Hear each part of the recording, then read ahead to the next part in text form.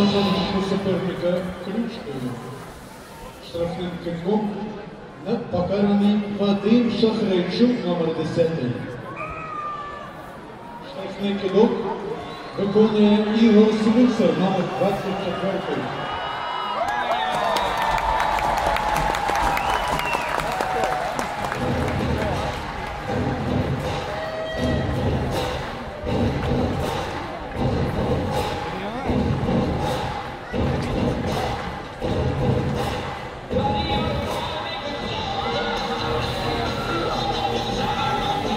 За затримку суперника ключкою. Штрафним китком покараний Дмитро Толкунов, номер 27. Команда Ченнела.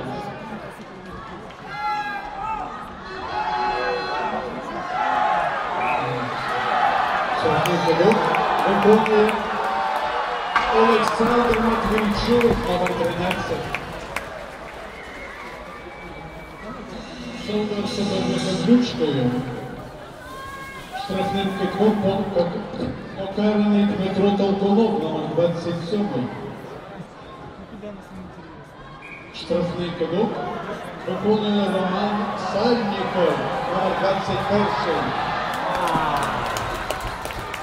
За атаку гравця, який не володіє шайбою. Штрафним китком покараний Іван Савченко, номер 8, команда Generals. Штрафний кидок виконує Артем Гніденко, номер 44.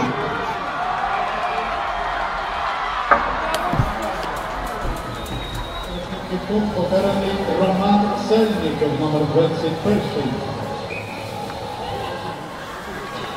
Штрафний кидок виконує номер 11.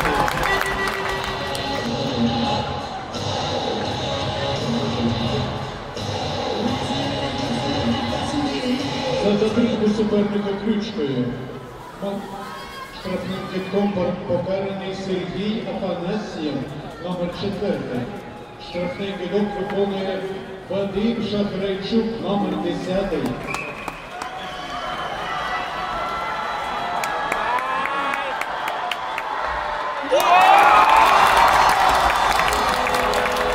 Шайбу закинув Вадим Шахрайчук, номер 10. Штрафним китком покараний Дмитро Марковський, номер 16, команда «Зірки України». Штрафний кидок виконує Олександр Караущук, номер 19. Шайбу закинув Олександр Караущук, номер 19.